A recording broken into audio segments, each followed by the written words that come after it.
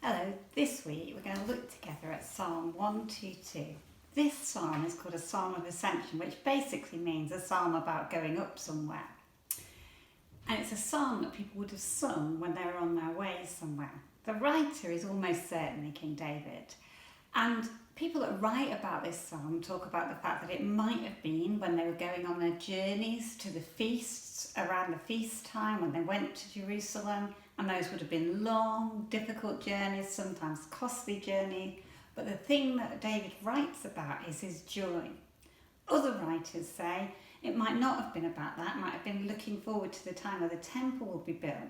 But what we do know is this: there was joy at the thought of coming together. We've been in a time of lockdown where we haven't been able to come together in the way we're used to as a church. And when we had our focus day, we thought about the fact of how we missed each other, seeing each other physically. We missed the children. And this psalm has got a lot to say to us and a lot for us to think about in terms of what might church look like, what should church look like post-lockdown. Many of you know that in March, Tim and I think that we had the virus, and so we were isolated for 2 weeks at home. In that time was Mother's Day. Bethan and Jacob were also isolated because they weren't very well, and so I didn't think very much would happen on Mother's Day. But imagine our surprise and delight when we opened the curtains to these two lovely people. There was a sign on the window that said Happy Mother's Day, and they were sat in the garden. And we had so much joy. I had so much joy in my heart at just seeing them, even through a window, being together brought a lot of joy. As lockdown started to ease, we've seen a few people socially distanced, and we've had some visits from a Pritchard family. Here's a photo of one of those visits. Sadly, we were not very well, so we didn't actually see them that time. But their visits have brought us a huge amount of joy, and we feel like we've got to know them and love them even better over this time. Coming together brings great joy. So one of the questions there is out of this psalm is, what are the things that we love most about being together? It follows on from Focus Day. What might we want to hold on to after lockdown? In lockdown, because you spend so much time in one place, you tend to focus on what's happening in there. But if we go outside, there's other things outside that will help us to think a bit more about this psalm. So now we're outside, we've got some other things that will help us think about this psalm. This week, Tim and I hired this skip.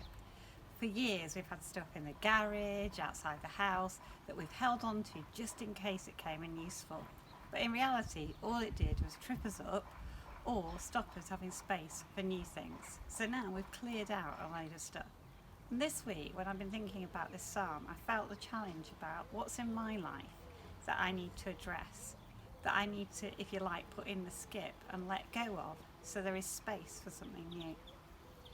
As a church, and as we're thinking about this psalm about coming back together after lockdown, there's also a challenge for us about what might we need to address, what might we need to be prepared to let go of to make space for something new.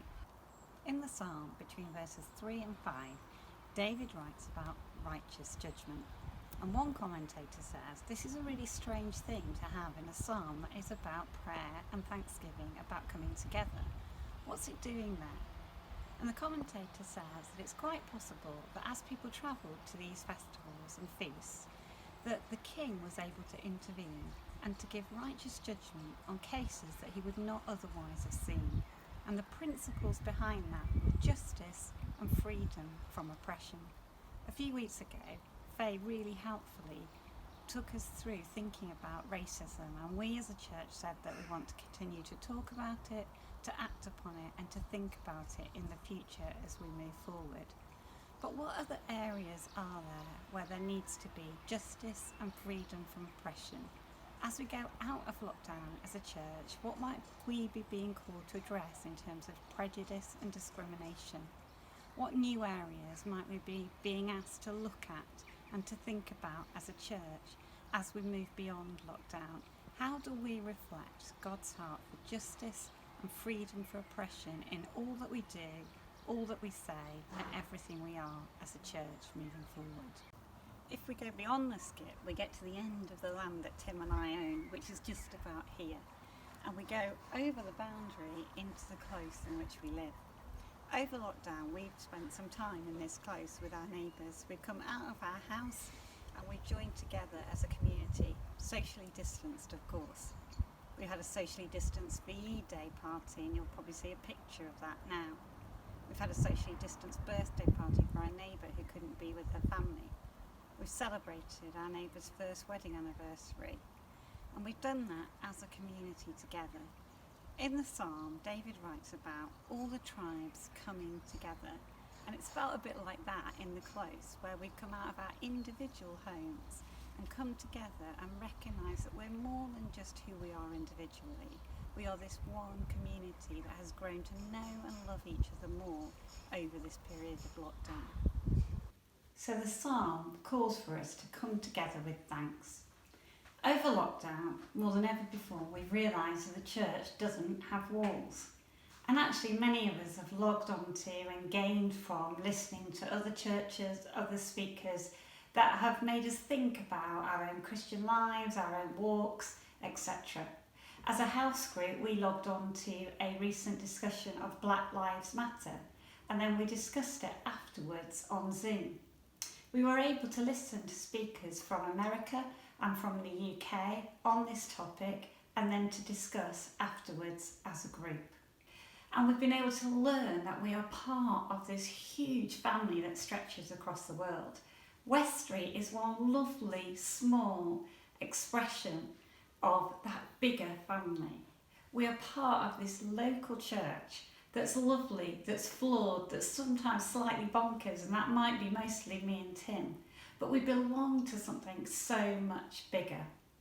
In the psalm, they talk about the tribes coming together. It isn't one tribe, it's all the tribes coming together to meet together and to be thankful. And one of the challenges for us as we go out of lockdown is, what is the church called to be after all of this? Many of you will know that I do some work, or lots of work, with other churches, and it's such a blessing. And one of the things that I do is look at, what does a healthy church culture actually look like? When we're trying to build things for the future, what are the hallmarks, what are the characteristics of the church that we're trying to build, or that we should be trying to build? Just before lockdown, I did a session with the Baptist Union, and some people at that session came to hear about this concept of healthy church. We were in an art room, and the week before I got a phone call asking me whether I'd like to use the resources in the art room, and I thought this was a great idea. So I gave people a choice. Some people discussed, and other people actually used the art resources, and I want to show you 3 pictures today, or 3 pieces of artwork. The first one is a picture that shows the walls of the church made out of feathers, so they don't keep anybody in or anybody out. Also, you'll see that there's a heart because it represents love. There are a pair of googly eyes which are about being seen and known, and there's some sparkles and some jewels which represent our value and worth. The second picture here is a plasticine piece of jewellery, and the person who made it said that she thought about hallmarks like there are on jewellery, and the hallmarks of a healthy church for her were a place where you were able to ask questions, so that's the question mark that you can see. There were also a coffee cup, because every good church is built on good refreshments and good tea and coffee.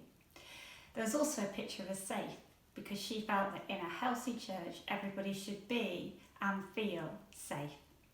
The next picture represents diversity and inclusion, a church where all are welcomed and all are valued.